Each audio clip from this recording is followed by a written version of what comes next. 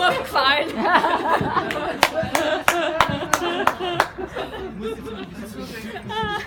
Das ist meine Hände. Ich muss selber aufpassen. Dieses ganze Gebäude ist nicht die Minoritenkirche, das ist das Landhaus. Darüber wird eine Kollegin von mir weitererzählen, nach mir. Aber wir stehen vor dem Eingang, Seiteneingang von der Minoritenkirche, auch die Landhauskirche genannt.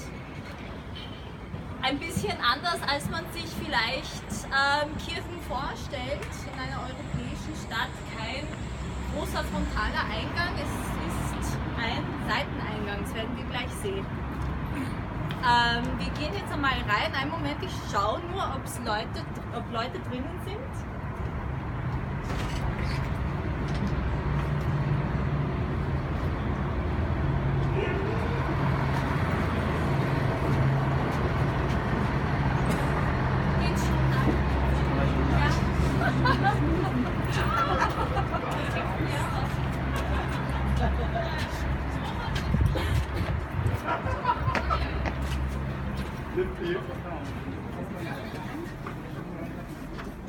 Mach rein. No, Danke.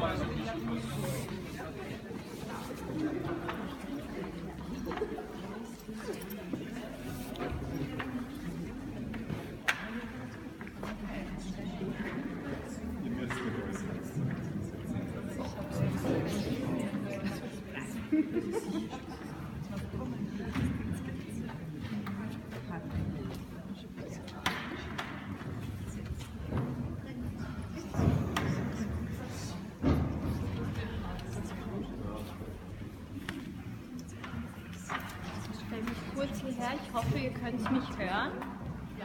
Ja, passt das so? Gut, wir sind jetzt in der Minoritenkirche drinnen. Der erste Orden, der nach Linz gekommen ist, waren die Minoriten. Vielleicht kennt sich da jemand ein bisschen aus. Das ist ein Zweig von den Franziskanern, von Franziskus von Assisi abgezeigt. Sie haben im 13. Jahrhundert hier ein Kloster und eine Kirche gebaut.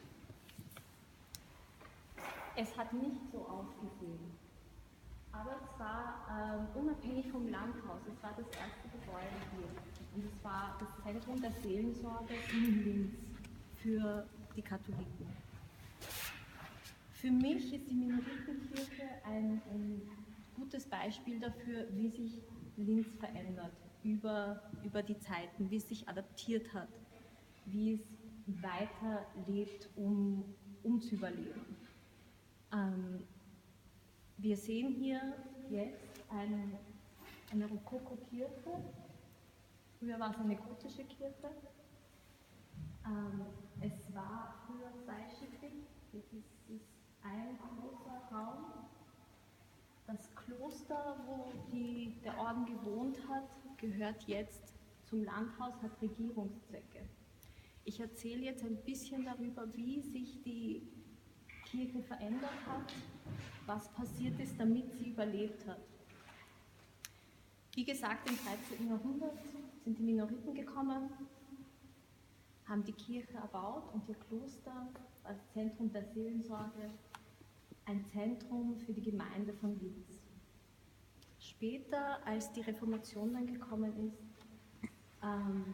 sind die Minoriten auch ausgestorben und die Kirche wurde übernommen von den Protestanten.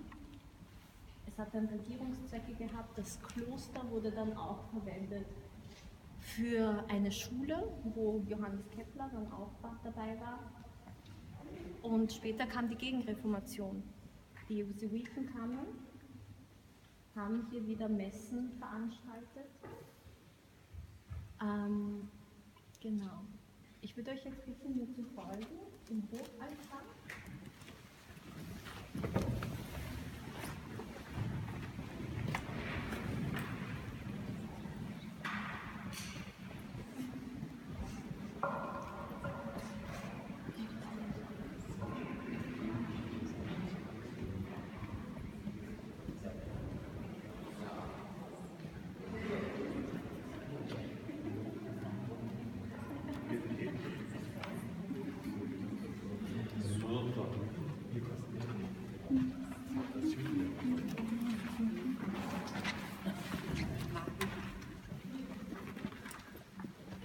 stehen jetzt vor dem Hochaltar von einem Namen, den ihr sicher schon kennt, Bartolomeo Altomonte. Er hat das schöne Gemälde hier gemalt. Und vielleicht können ein paar von euch mir kurz sagen, was ihr seht auf dem Gemälde. Vielleicht habt ihr schon eine Idee, was das sein könnte. Vielleicht Maria Empfängnis? Genau. Also Maria Verkündung heißt das Gemälde, genau. Wir sehen oben den Heiligen Geist als Taube, strömt herunter auf die Maria. Wir wissen, dass es die Mutter Maria ist, weil sie den blauen Mantel umhat. Ikonografisch in der Kunstgeschichte ist das ganz typisch, Maria in Blau. Vor ihr am Boden aber sehen wir einen Korb mit einem Stück Stoff, genau, mit Nähzeug, mit einer Schere, mit einem Faden noch am Boden. Sie verbindet sozusagen den Himmel und die Erde. Der Korb, da ist ein grüner Stoff drinnen, der auf die Hoffnung hinweist. Grün, ikonografisch auf die Hoffnung. Und der Faden, das Faden des Lebens, das jederzeit abgeschnitten werden kann. Der Stoff soll darauf hinweisen oder auf die Zukunft blicken, ein bisschen auf ihren Sohn Christus, der es dann getragen hat, später am Weg zum Kreuz. Genau. Hier haben wir also Maria zwischen Himmel und Erde. Das war auf jeden Fall auch die Aufgabe von der Kirche, vor allem die Minoritenkirche. Sie war immer ein Teil der Gemeinde, immer für die Leute da, die in Linz wohnten. Auf jeden Fall eine Gemeindekirche, wie Maria zwischen dem himmlischen Gott und dem richtigen Leben hier auf der Erde. Genau.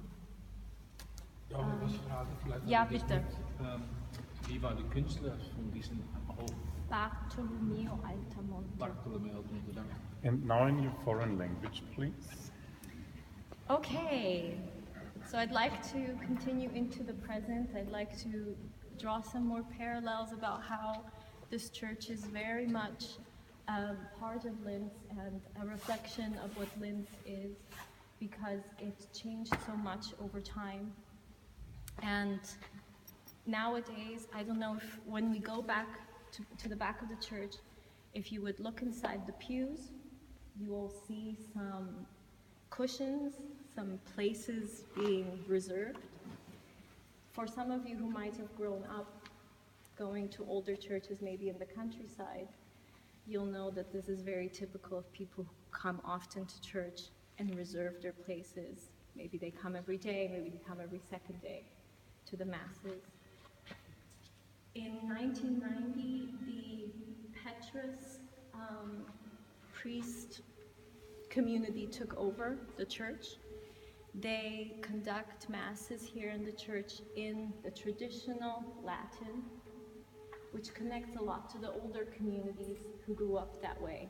So there's a sentimental binding to the community, a growing into the community, as it was when the first order came to Linz. Yeah, so let's just continue down, and if you could look into the pews.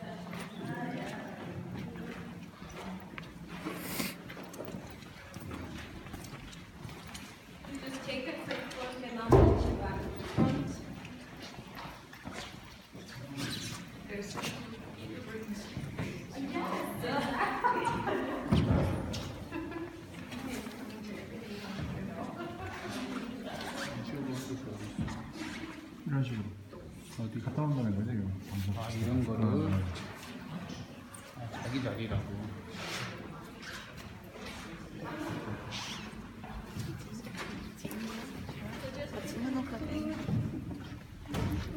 The story about this church, so right now it's attached. In Deutsch wieder.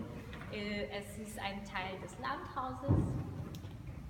Es ist eine Gemeindepfarrkirche. Wie gesehen, es kommen Leute ziemlich häufig hierher, so oft, dass sie sich Plätze reservieren. Genau. Es hat mich gefreut, euch ein kleines Stück hier zu begleiten. Ich wünsche euch einen schönen Tag noch in Linz. Falls ihr vielleicht ein paar von euch Kinder mit habt bei dieser Führung, würde ich euch vorschlagen, vielleicht den Nachmittag zum Pöstlingberg raufzufahren und die Zwergenbahn zu besuchen. Genau, vielen Dank. Dankeschön.